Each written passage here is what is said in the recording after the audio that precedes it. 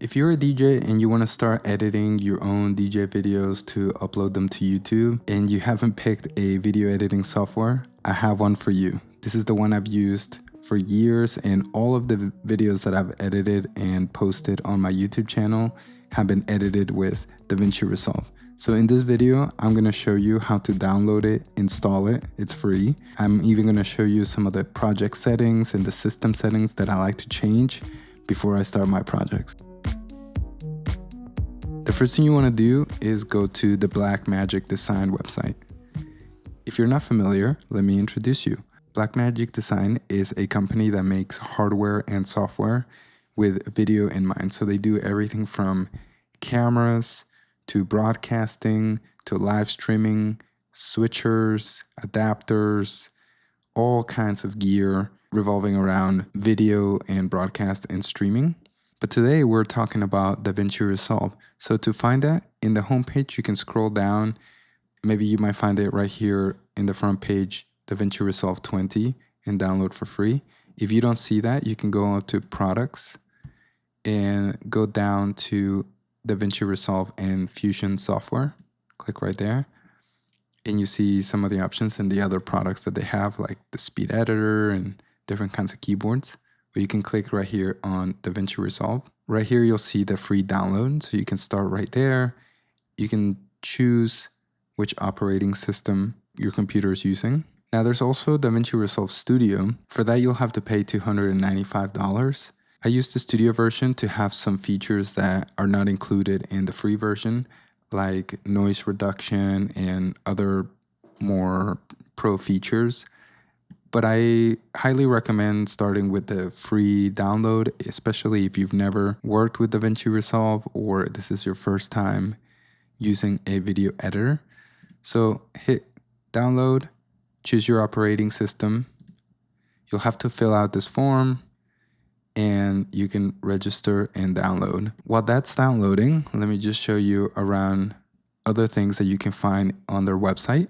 If you ever need to download an older version of DaVinci Resolve, for whatever reason, if you find that maybe an update that they released has some bugs or it's not working well with your system, you can go down to Support Center. If you scroll down to Latest Downloads, you can scroll through the history of all the different public downloads that they've released. So for example, if you go, I think it's in March, there's a DaVinci Resolve 19.1.4 download, and you can still install that version of DaVinci Resolve in your computer. Now, the thing about DaVinci Resolve is that it is a pro software. So professional studios are using DaVinci Resolve to make blockbusters. I also think that the user interface is very easy to understand and very easy to learn on. There's tons of other tutorials out there on YouTube that have helped me learn how to use the software. But one thing to know is in their website, there's a tab called Training. And if you go to that, the other thing I like is their training videos. So here you can watch free videos that they have provided with their own professional experts on everything from editing to the visual effects to how to color grade and advanced versions of that, how to deliver content and what color management is. And basically all the features that are available to you in DaVinci Resolve, they explain them here. They also have their own digital guides, like the Beginner's Guide to DaVinci Resolve 19. I actually like flipping through some of these guides, especially because you can search and find certain terms or tools that are in the software and immediately jump to that part of the guide and find exactly what the company says it is for. So after DaVinci Resolve has downloaded and installed on your computer, let's open it up. So the first time that you open DaVinci Resolve, you're going to be greeted by this project manager window. And on the left side, you'll have a column with your project libraries. And on the right side, the bigger space will have your projects. Now, one thing I want to make clear is that the project files don't actually contain your media, like your video files or your audio files. It's simply just the project file that tells DaVinci Resolve where your media is and how you have manipulated it, how it's working together, and all the effects that you've applied and manipulation that you've set before it exports it to a brand new, let's say, MP4 file. The database is sort of the master folder that contains all your different projects. So by default, you'll have a local database. What's cool to know is you can back it up, and I recommend that, to back up your project files and your database often.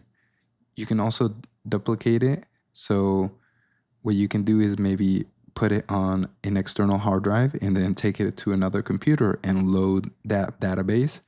So you can load your projects on another machine.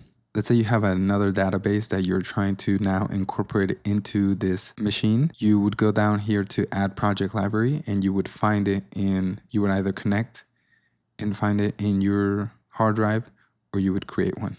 Under projects, you can have single projects like this one called New Mix, or you can have all your projects organized into different folders. By right-clicking on a project, you can open it, you can rename it, you can export the project. You can also export a project archive.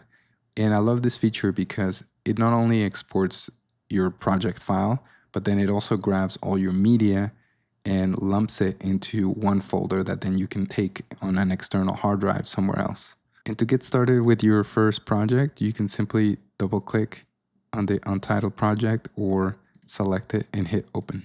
And now you're in DaVinci Resolve in the cut page. In the next video, I'm going to explain how to ingest and import your media and how to organize it to get it ready before editing.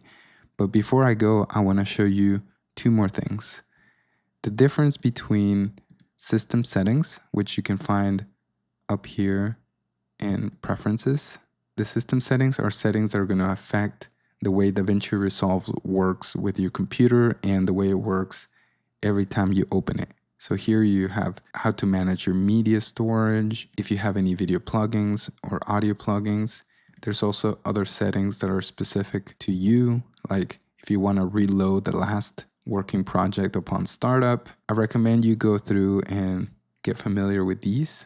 And so if that was system preferences, the other thing that you need to know is down here on the right, this gear icon is where you'll find your project settings. So these are settings specifically to the project that you're working on. The ones you need to know right away are your timeline resolution. This is going to be the resolution that you have selected for your project.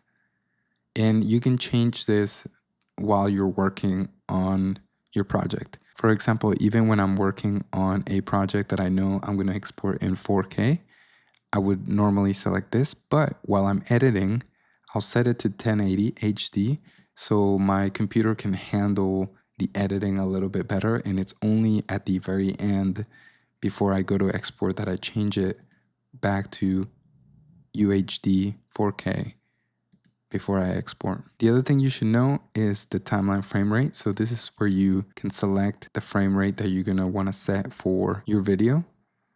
I recommend 24 frames a second or 29 for DJ videos. And chances are that if you're recording your videos with your phone or even with a professional camera, you're probably gonna be selecting either 24 frames a second or 30. And here the video resolution under video monitor will be for picking the resolution that you're gonna be seeing on your screen. Another thing that I like to change right away when I'm starting a project is under Fairlight, which is the audio page in DaVinci Resolve. I like to change this target loudness level to -14 because that's the recommended target loudness level for YouTube videos. And so now when I go to the Fairlight page and I look at absolute scale for my meters, it shows me -14. And this way I can monitor the audio levels according to YouTube's recommendations. I hope this video was helpful to you. If you want to learn more about DaVinci Resolve and how it can help you edit your DJ videos, click the subscribe button. I'm definitely going to be talking a lot more about DaVinci Resolve, and I'm going to be going into my own projects and showing you what I like to do. So let me know what you're interested in. Leave it in the comments below so I could cover it in the next video. Thanks for watching.